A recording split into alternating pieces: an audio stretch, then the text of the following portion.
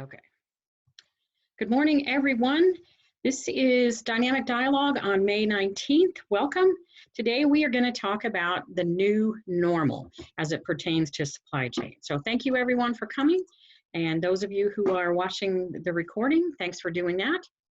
So this is our weekly dynamic dialogue. This is open to supply chain professionals, anyone interested in supply chain activities before COVID, during COVID, after COVID, looking at recovery, whatever. We've decided to extend these weekly through June. I thought May would be enough, but we're still having a lot of closures and a lot of consternation. So we're going to continue these free through the month of June. So you can sign up for that. Signing up once will get you on the list for all of the activities. And if you've signed up to date, then you'll be able to get the reminders for these weekly meetings. So I want this to be a forum for sharing thoughts and ideas, challenges, questions, bringing in lessons learned. We're going to do that in a couple of weeks. We're going to do a short presentation. We'll open it up and we'll keep it to under an hour, even with the troubles I had starting this morning. So this link is good through May, and I'm going to extend it through June. So here's the new normal. I've been reading a lot about this. I'm sure you all have too, seeing a lot of different activities going on, a lot of different thoughts. So these are my thoughts, purple links, and these are a culmination of things that I'm getting from lots of other sources. So I think the first thing about working in the new normal is there's going to be a lot of safety protocols. We're going to see masks at work for a while. We're going to see a lot of social distancing. I know some people who worked at at companies who reconfigured everything in the last few years. They have the long tables where people are more open forum and people are working at the tables, which is supposed to foster conversation, help people work better together, collaboration. I think those are going to be taken out. Those are too close. The people are sitting side by side, and that's not enough social distancing. So we're going to see some of that. I think we're going to go back to cubicles where you can get the kind of 6 feet and still people are going to have masks. I think they're going to take temperatures upon entry. I'm hearing a lot of places that are setting that up. They're making sure they have adequate masks for people. So you'll get your temperature taken when you come in. You may get a mask if you don't have one. They may charge you for those at some point. I don't know.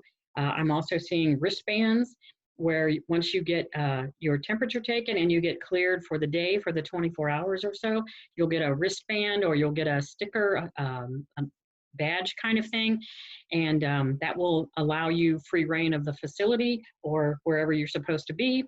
I think you're going to see if you have a temperature or you're sneezing or coughing when you walk in, you're going to be asked to leave and you're going to be asked to quarantine for 7 days, 10 days, 14 days, whatever the numbers are. You're going to see a lot of hand sanitizer stations and more disinfectant wipes available. And you're going to see companies do deep cleaning. So a lot of companies had janitorial services that would come in, empty the trash, do some vacuuming, do a little bit of things. I think they're going to do a lot more deep cleaning.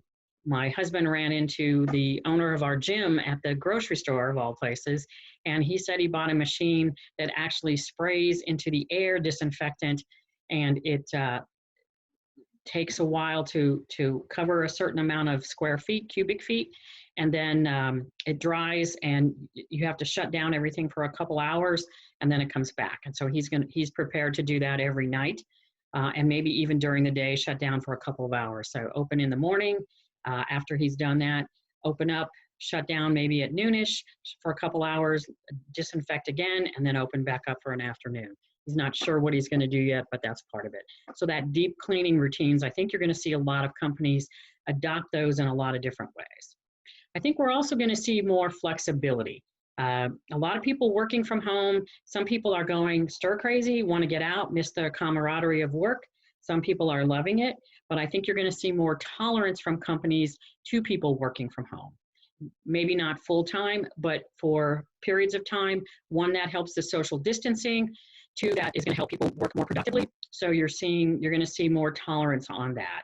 You're going to see some staggered work hours. I've worked for places where we start at 7, you work till 3:30 or 3:45 or whatever your schedule is. I think you're going to see companies be more amenable to staggered work hours, coming in early, staying a little later, because that one will help with the social distancing, keep yet fewer people in the same areas at the same time, spread the people out so that not everyone is eating lunch at the same time. So I think that's going to have a lot of positive effects. So I think that's going to be a good thing. You're going to see lots of virtual and Zoom meetings. All of us are getting good at that, even though I learned today that something I can't just click on my own meeting from my calendar. I've got to come into the Zoom. So we're all going to be experts at this by the time another couple of weeks have gone, or another month or so. But I think you're going to see a lot of companies do that. We're going to see a lot more meetings. I think maybe even in the workplace, to avoid people being all in one, crammed in one conference room. I remember attending a lot of meetings when I was in the corporate world. Sometimes we'd have people standing along the back or sitting along a big conference table with maybe 20, 25 people, and then people in rows of chairs along the edges. I think they're going to encourage people to do those more virtually from Zoom meetings, even if it's from your office or your cubicle in the building. That will cut down on the number of people in that enclosed space. Casual wardrobes, so people who wore shirts and ties for a long time, or women who dressed up in heels and business formal wear. I think you're going to see a lot more casual formal wear. I think casual versus formal wear. I think you're going to see people be lax on that. One, because there's going to be fewer visitors. There's going to be fewer outside people at the workspace. I think that's going to go along with the staggered work hours and the tolerance for working from home. I think that's just going to be something that stays in the workplace. We'll see, and some organizations are very formal, very hierarchical, very traditional, but I think you're going to see a loosening everywhere, even if it's just to maybe business casual every day versus business casual on Friday. So as I said before, you're going to see very few visitors in workplaces. You're going to see probably some isolated areas. I've worked in defense areas where we had closed facilities where you had to have certain permissions to get in. You had to have, sometimes you had to be a citizen, and they had some workspace where you could work. You could meet visitors, typically for me, suppliers or customers. You could meet outside of the actual workspace. They had adjacent rooms. I think you're going to see some more of those. I think you're going to see those with the deep cleaning aspects, capabilities, so that you can have a meeting of a few people, then you'll deep clean it, make it available for some other people. So I think that's going to change a lot. So because of that, again, that goes to the wardrobe and the more flexibility. So I think it's going to be some new different things. I think what's going to happen is in the environment, we're going to have, the economy is going to be challenged for a while. So we're going to have challenges to that economy for the foreseeable future. I don't know how long, I don't think anyone does, but it is going to be there, and it's going to be kind of looming over us. You're going to see people very aware, and companies very aware of regulations. For the company itself, companies will set their own internal regulations for how you do business. That's going to be guided by the local area of where you are. We're seeing some cities and some states open up. We're seeing some cities stay a little bit more locked down than the state. We're seeing counties vary, differing county to county. Here in the Los Angeles area, we have a lot of different counties. We have Riverside, we have Orange County, we have, I'm in Ventura County, we have Los Angeles County, and then we have any number around us. So I think companies are going to have regulations from the company, from these local, and then from the state, and then even if we have national protocols. There's going to be legal requirements for those things going on, and so that's going to be incorporated into our daily workspace. You're going to see safety-focused workplaces. You're not going to see a lot of the casual kinds of things, even in break rooms and whatnot, places within the factories, within businesses where people gathered. That's going to be dispersed a little bit, or there's going to be more protocols there.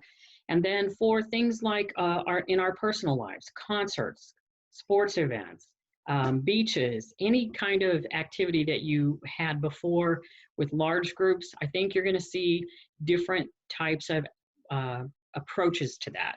A lot of people want to get the sports back going, but that's going to be, again, what that looks like, I'm not sure, but you're going to see that different than we had there's challenges, but there's opportunities. So the economy is going to be difficult for a while, but that's going to offer a chance for new customers and new suppliers, and companies that take advantage of that are going to come out stronger. It's an opportunity for supplier and customer relationships to get stronger. If you've had relationships in these areas that were strong, I'm seeing a number of those get really, really strong. And then I'm seeing some that were shaky, now kind of falling apart. I've seen relationships that were good, and yet now the supplier and the customer are contentious because they can't satisfy each other's needs. They're not being able to work together. So you're going to see lots of changes in those relationships. We are going to see more supplier transparency. That transparency is going to be expanded into Tier 2 and Tier 3. In the past, companies sometimes have guarded the information about their Tier 2 suppliers with their customers. Now that's not going to be as acceptable. You're going to have to open some of that up. You're going to have to be able to share some information on that, broker some relationships there, and share a lot more of the viability and the foundations of those Tier 2 and Tier 3 suppliers, so that companies have a very good sense of security about what they can do going forward. It's going to be a little rocky. We're not going to have a lot of security, but you want more information to give you a more comfortable feeling on that. So you're going to see a lot more of communication. You're going to see a lot more sharing of expectations. You're going to see a lot more detailed expectations, which some people can look at as very onerous, and other people can look at that as very clarifying.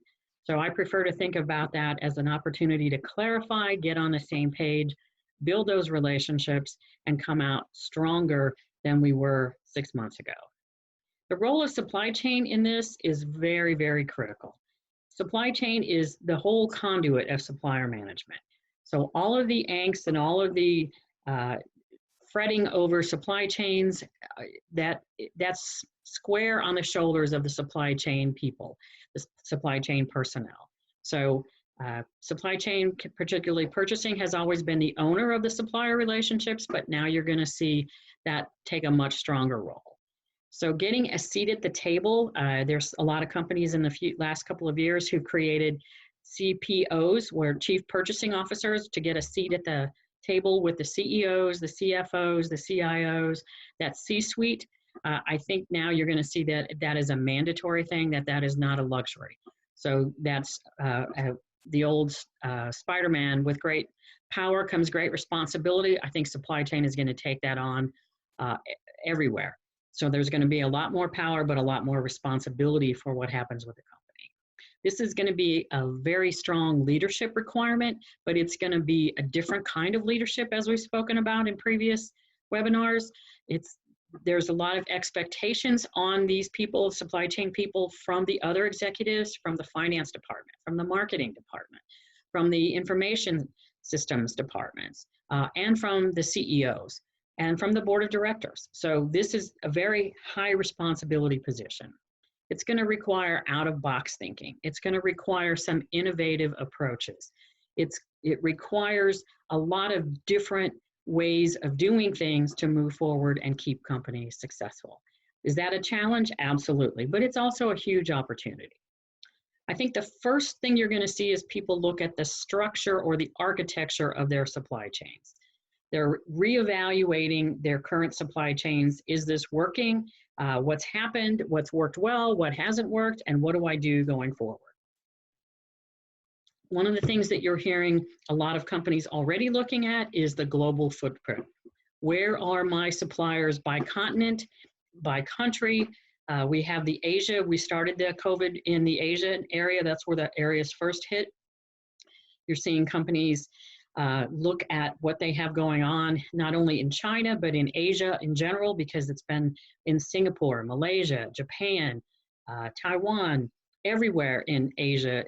You're looking at what those suppliers are. You're also looking at Europe. Europe's been very hard hit. In Germany, Italy, Spain, very, very hard hit countries. Russia right now is one of the highest countries with dealing with the COVID. So there's a lot of different people looking at what is the global footprint of our supply chain, Where are our suppliers and what does that mean for us? So we're looking at percents, we're looking at locations, we're looking at criticality of parts that come from there. There's going to be a lot of cost implications to that. So I'm hearing a lot of people say, we're going to change the architecture, we're going to change the structure, or that is needed.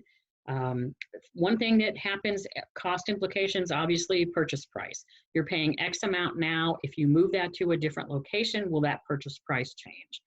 That is an important factor to consider. Also to consider are the labor rates, which can drive that purchase price. So many companies move to Asia for lower labor rates, and that is still true, but what that is going forward, I don't know, and what that will do to impact your prices if you want to change your supply chain structure is to be determined. Not only the purchase price and the labor rates, which are inextricably linked, but tooling and equipment. Where is it? Who owns it? Who maintains it? What does it work with? I spent a lot of time doing work on plastic parts. Plastic parts come from tools. Those tools need certain size presses to work in, and you've got to have all that mesh if you're going to move that. All of the CNC equipment, anything that has a program, who owns the programs, who maintains those, how does all of that work? So there's a lot of things going on right now. Tariffs, trade agreements, all of those were in flux before. They're going to be in flux for a while. I see transportation, the time and the cost. So what does it take to move it from place to place, and how much time is it? And along with the inventory, who owns it? So nowadays, a lot of companies take ownership of products as they leave, like a port in Shanghai or in a port in Hong Kong. So it becomes the company's inventory. So if that changes, how does that change all of that? I see a comment that says economic uncertainty. Yes, we have a lot of economic uncertainty.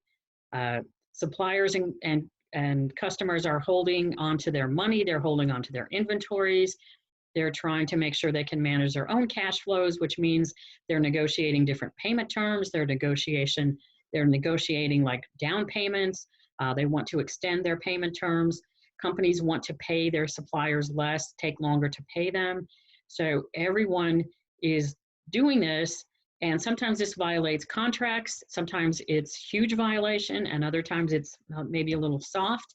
But companies are trying to stay in business, and companies are trying to collaborate and work and figure out how they can do that. So there's a lot of cost in all of this if things get moved. So there's a lot of cost implications now just with the architectures we have today.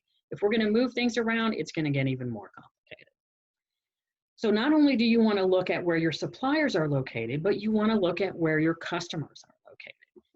I teach at CSUN, California State Northridge, and I always tell my students that companies went to Asia not only for low labor rates, but because of the access to markets. Between China and India, who both have over 1 billion people, there's about 1.5 billion to 2 billion, 2.5 to close to 3 billion people between those two countries in Asia. When you add everything else in Asia, it's half of the world's population. So there's a large amount of customer markets there. Potential customers, current customers, all of that has to be considered. If you're going to move from one supplier to another, even if you're going to stay with the same supplier and move from a location, say in China to Malaysia or China to Thailand, there's going to be some cost involved. Who's going to absorb that cost? Who's going to manage that? Who's going to make sure that that transition is clean? So you don't move from supplier to supplier instantaneously. It takes time. It takes requalification of parts, of tooling, of processes. That takes resources to support those kinds of moves. So when I hear people say, oh, we're pulling, I know this company and they're pulling everything back into the United States, I say, whoa, do they have space to put that? Do they have trained workers? Do they have the equipment? Do they have the tools? Do they have the processes? Do they have the inventory? All of these things, all of these resources have to be there. So resources to make it, resources to test it, resources to qualify it, resources to manage that, and the time it takes to move from place to place. I've spent 6 months, 8 months at companies managing projects where we move from one location to another. So it doesn't happen overnight. If you add another supplier, you can bring them up while you keep the same supplier going. But if you're going to move locations or move from supplier to supplier, there are a lot of factors to consider, and that doesn't happen quickly. It can happen as fast as it can happen, but it takes resources to manage that. And the faster you want that to happen, the more resources you have to have focused on that to check everything and make sure it's right. And then there are, as the chat says, there are contract requirements. And if you're violating those contract requirements, you can end up in court. You have to notify changes. I've been a customer for a long time managing suppliers, and the mandate to suppliers has always been, if you move things from point A to point B, from factory A to factory B, from location A, even if you move it from Texas to Alabama or Texas to Washington State, you need to notify me, and I want to make sure of that. So all of these notifications of things are going to be required throughout the supply chain. I know what I did is not unusual. Companies want to know where their suppliers are, where they're going to be, and they want to have some continuity there. It doesn't mean that they will disallow that, although sometimes that happens. They want to know what's going on, and they want to be able to monitor that because they're looking for the impact to their business. So that's a huge opportunity or huge challenge. Also, companies now are saying we want dual sources or multiple sources. We talked in a previous webinar about companies saying they may want as many as 4 sources instead of 3. If they have high volumes and lots of parts that they're making, they may want more and more sources. So what does that impact do to unit costs? If you're going to take something from 1 supplier to 2 and change the volumes to 50-50, 60-40, 70-30, whatever, that may have an effect on your unit cost, the average unit cost. If you have very low volumes, again, I've worked in defense for a number of years. Sometimes we had nice volumes, and sometimes we had very low volumes. We had volumes like 10 or 15 a year. So with those 10 or 15 a year, it didn't make sense to dual source. So what do we do there? How do we manage that? So there are some constraints around that. And then if you want to move, maybe you want to move out of China, where do you want to go? Do you want to come to the States? Do you want to go to Mexico? Do you want to go to another place in Asia? Do you want to go to Eastern Europe? There are so many choices now, which is great, but it takes a while to figure out all of those options and make the right decisions. And it takes resources to research all of these changes and to implement the changes to make sure that they're getting the results that the company wants. So these things are not easy to do, and they're not simple decisions to make. So you want to look at domestic versus offshore. So again, a lot of gaps have come to light during COVID. The fact that most of the masks that we use in hospitals and in medical care were made outside of the United States. A lot of the other equipment was made there, but it's also made all over the US. So you want to look at what is rumor and what is reality, or what is the realism in the discussions. So I've heard all of the masks were made somewhere else. That is not correct. There were masks made here, but the large volume was not. There is capability here, and we're finding additional capability with things like ventilators, where companies have stepped up. So look at what is rumor and then double check to make sure that you understand the reality. There's the desire, okay, this is great. Let's make everything made in USA. That's a great thing to do. It brings out patriotism in all of us. That's a great thing to do. But making that happen is very difficult, because all of the impacts, all of the time it takes. And if you have lots of things, lots of suppliers around the world, bringing everything back in the United States is not going to happen in the next 3 months. It's going to be very difficult. So what's the actual deployment of those strategies? What does that look like?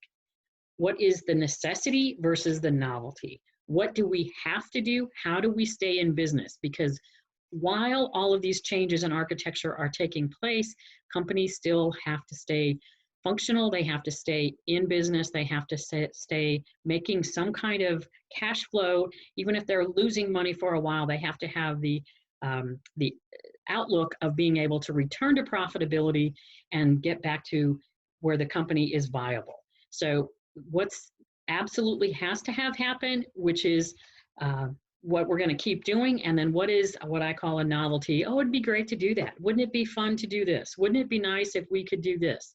All of that would be great, but what has to have happen, and how do we make sure we prioritize that and keep that moving forward? And then what is the timing on this, and how fast can we make it happen?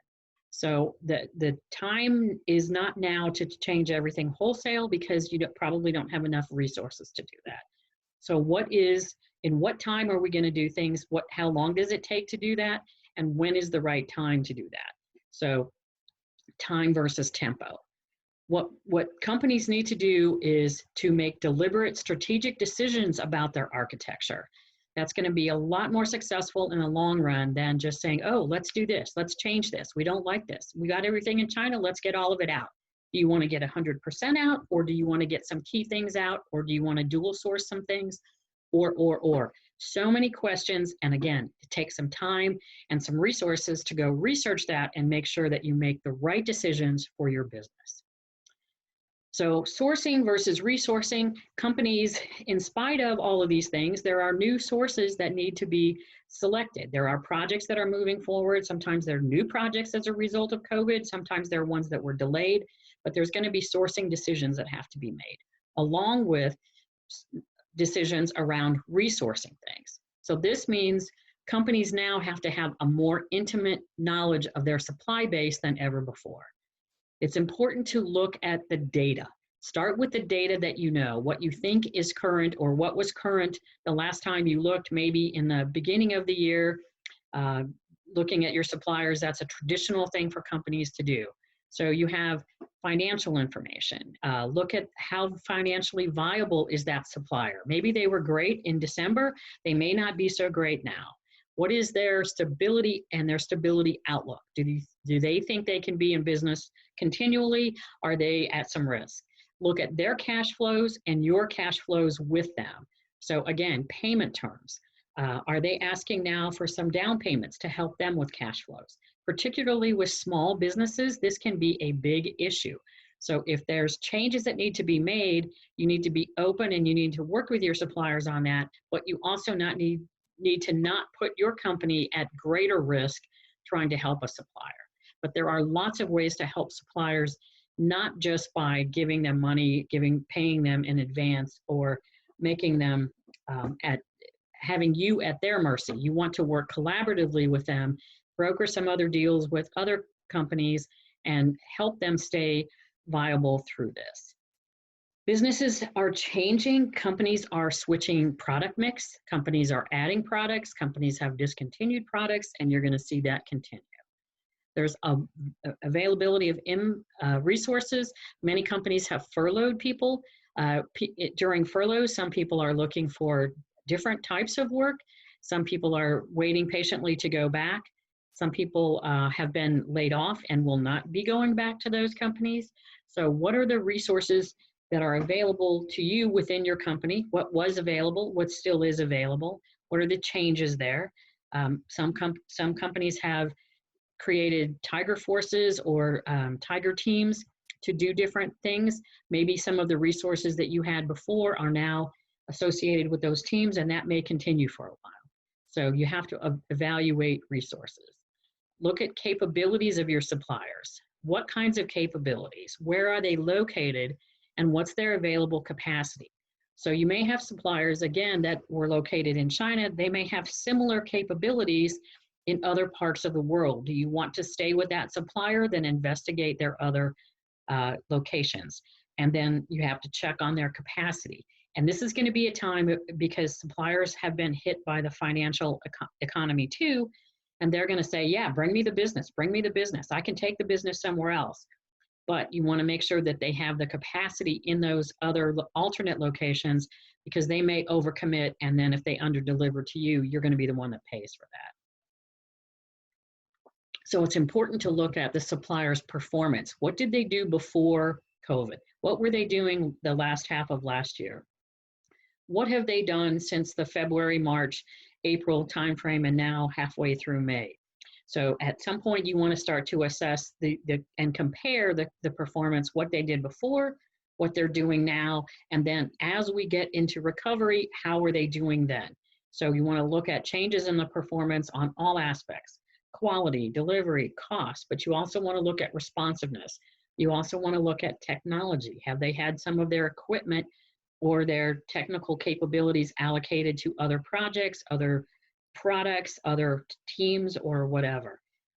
Responsiveness is another one. Is this the right business fit for you? It may have been a good business fit before COVID. Is it still a good business fit for you afterwards? Look at environmental sustainability, all of those things. So this is a time to ask the questions that you asked before, update the data, but also look at new questions you need from your suppliers. Now, it's not enough to look at just your suppliers. You have to be asking questions about the tier 2 and tier 3 suppliers. You have to ask about the safety protocols they've implemented and planned, because you need to know what they are doing. If they are not implementing safety protocols that are equivalent or stronger than your company management needs to understand that and look at that potential risk. Depending on where they are, depending on the location, all kinds of different things are happening with the virus in different locations, but it's important to know that. Look at the risks with compliance, with sustainability, with safety, with continuity. Ask all of those questions that you may not have asked before. Dig deeper than you did before when you did your supplier assessments. And ask them about their plan changes to structure, strategies, their product mix, their goals. Have they changed their goals considerably from what they were in Q1 now that we're kind of halfway through Q2, and what is their projections for the end of the year? You've got to do your segmentation activity. This is very, very important. Dig into the suppliers. If you're not sure how to do this, I'm doing a workshop on this starting on June 1st. We're looking at supplier segmentation.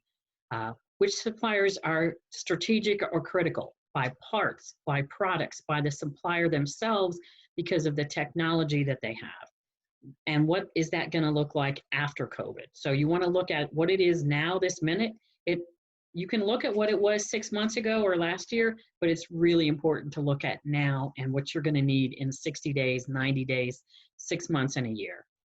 Look at your spend. So a lot of companies do segmentation primarily by spend. This is still a thing to look at. What was your spend last year, in the last half of last year? What was your spend in the first quarter of this year and into now, maybe the first 2 quarters? And then what do you project it's going to be with that supplier for the last half of 2020 and into 2021? Look at their performance. How have they performed? Has their performance fallen off? I've heard clients tell me that their suppliers' performance has upped. They've upped their game and they're coming through strong. And those are the suppliers they're going to stand by and keep working with. Look at the gaps and the issues, the disruptions you've had since like February, March. What's the cause of that? What's going on? And then how is that going to project out for the second half of the year? You want to do execution quickly on this activity, but you want to do it thoroughly. This is not something that you go spend 10 minutes on, say, I'm done, it's all good. You want to really dig into this exercise, make sure you do this correctly and thoroughly, but you can't spend weeks on it because you need to have this supplier segmentation done so that you can move forward. Look at the gaps that result from your new architecture. So you've done some work on the architecture, we've talked about that. What are the gaps? And then what strategies can you use to close those? You want to update your expectations with suppliers, your requirements, document all of that so that it's very, very clear to current and new suppliers what you need now and what you need going forward. It may be different than it was pre-COVID. Look at lots of options. I say the best way to get a good idea is to get a lot of ideas. I like options. Bring me lots of options and let's pick the best one. Maybe we can put 2 of them together, or that one of them will spark another idea. So investigate all of your options before you choose. Don't do this, again, as a knee-jerk reaction.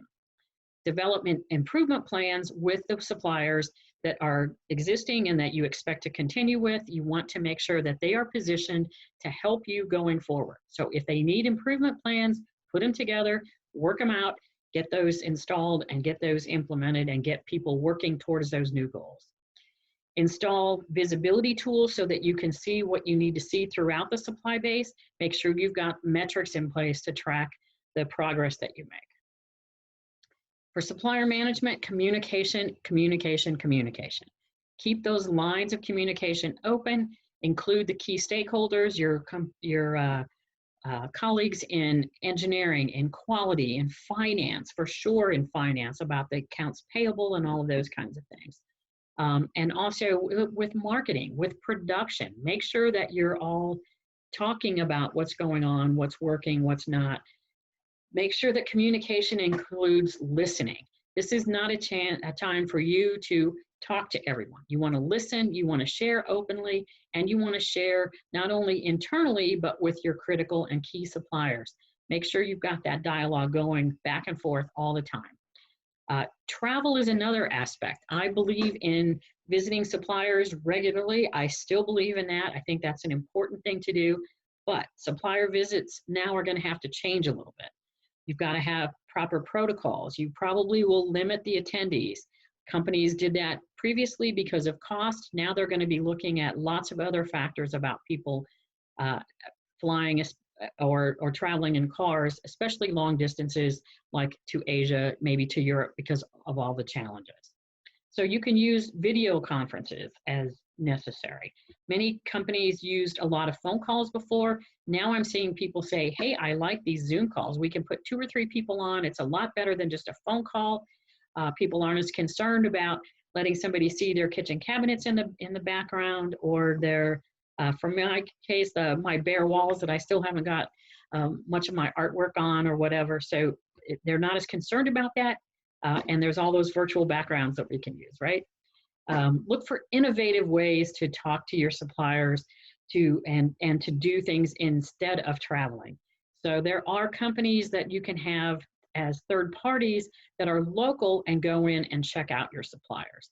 So there are companies all over Asia that have people that will go in, do some assessments, do an audit, lots of different information that you can get. You can get information from another a current customer of theirs if it's a potential supplier. And so you can do that. You can take video tours with cameras, everything now, you can do that kind of thing.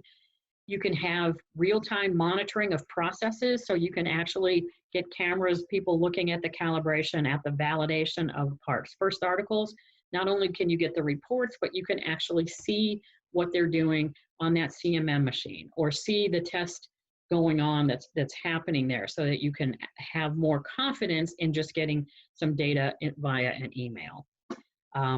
When you do travel, and typically part of the travel and part of the communication and so the supplier relationship building, developing, maintaining was lunches, dinners, lots of meetings. So if they're on-site meetings, you have to have the protocols in place, the safety protocols. If you're going to lunches and dinners, you have to consider that as well. It doesn't mean that you shouldn't have lunch or that you shouldn't have dinner with a supplier or a customer. It means you need to consider the venue, you need to consider the safety protocols, and you need to consider your audience and make sure that they're comfortable with that as well. So we need a lot of visibility until we get the economy stable again, until people are feeling more comfortable with the overall economy. So we need metrics for tier 2 and tier 3 suppliers. We need visibility reports on those. We need to understand, once you do your segmentation and have your critical suppliers, which I consider my tier 1 suppliers, key suppliers are tier 2, and then lots of other transactional suppliers are tier 3, standard suppliers, whatever names you call them. You want to, but with your tier 2 and tier 3, these are your internal suppliers, not your suppliers tier 2 and tier 3. But for your top suppliers, you need to make sure you have more frequent communication than ever before. You need to have quarterly business reviews. They don't have to be an all-day thing. They can be an hour, hour and a half, maybe even 2 hours on a quarterly basis. You want to look at what's going on with your company, have them present what's going on with their company, look at finances, look at resources, look at goals, look at what you had projected before together, look at what you project now to do together. So forecasts are another important part of that. So these quarterly business reviews let you have a forum to share all of that. They should have multiple stakeholders, engineering, quality, management, several layers of management.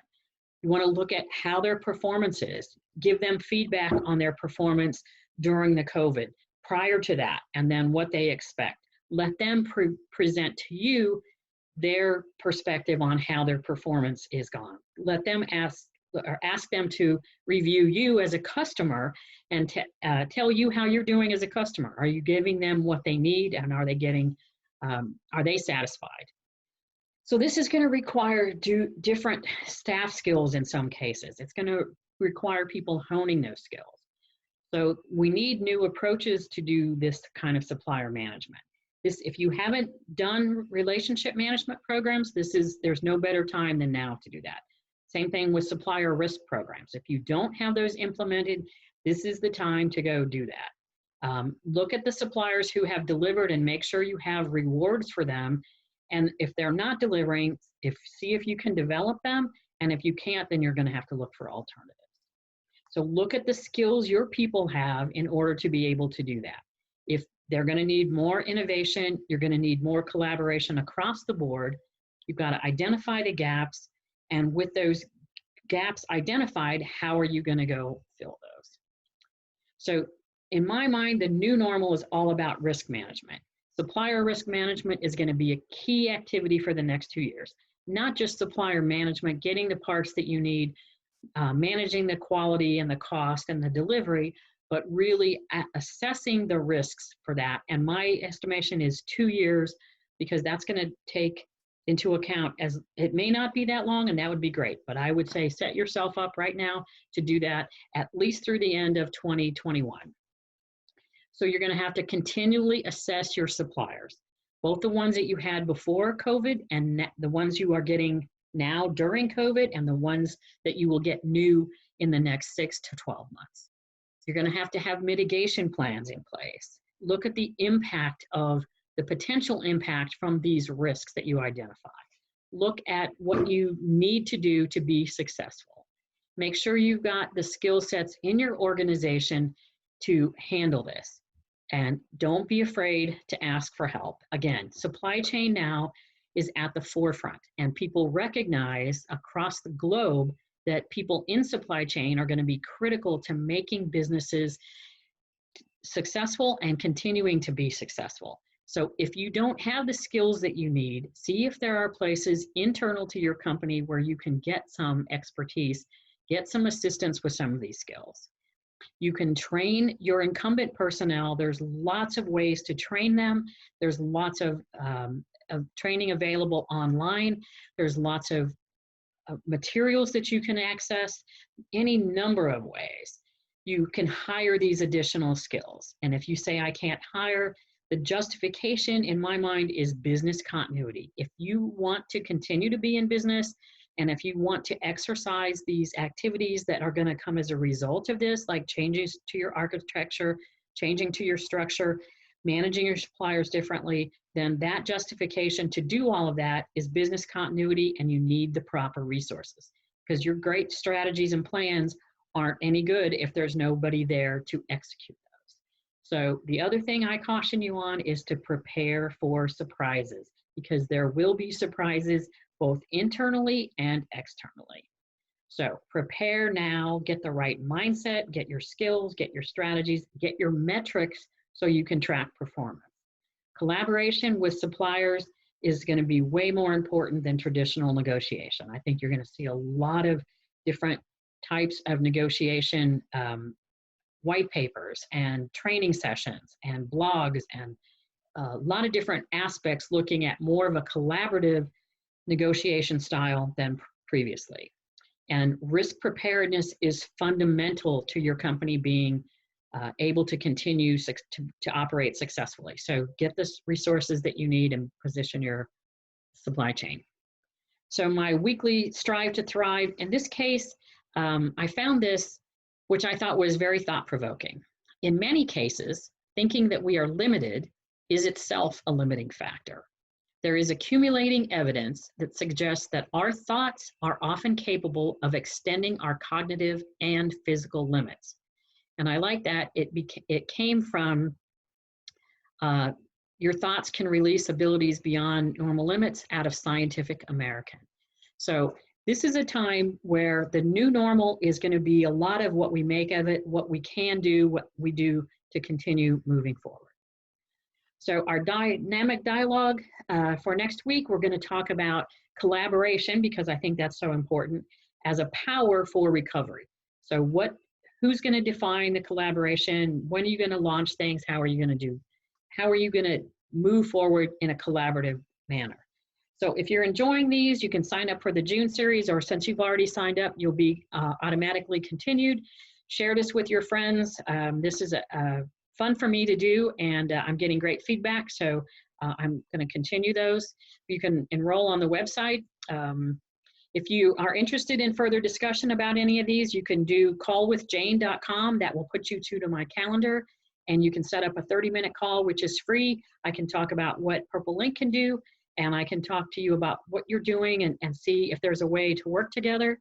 And I'm doing online webinars, again, for training and skills, CPSM, CPSD, Certified Professional in Supplier Management, 1 of 3. We're doing the second of 3 tests right now. And CPSD, which is you need exam 1 from the CPSM and then this extra test to get the Certified Professional in Supplier Diversity, something that's required now more than ever. And again, the supplier segmentation workshop is now in June. So please sign up for those. If you need extra assistance, Grady Chesky from Products is available to help you find equipment that you can't find. And Procurement IQ, market analysis, this is a great organization. They have a lot of resources, and Carla Danigan is the contact for that. So that's all I have today. Are there any questions, any comments?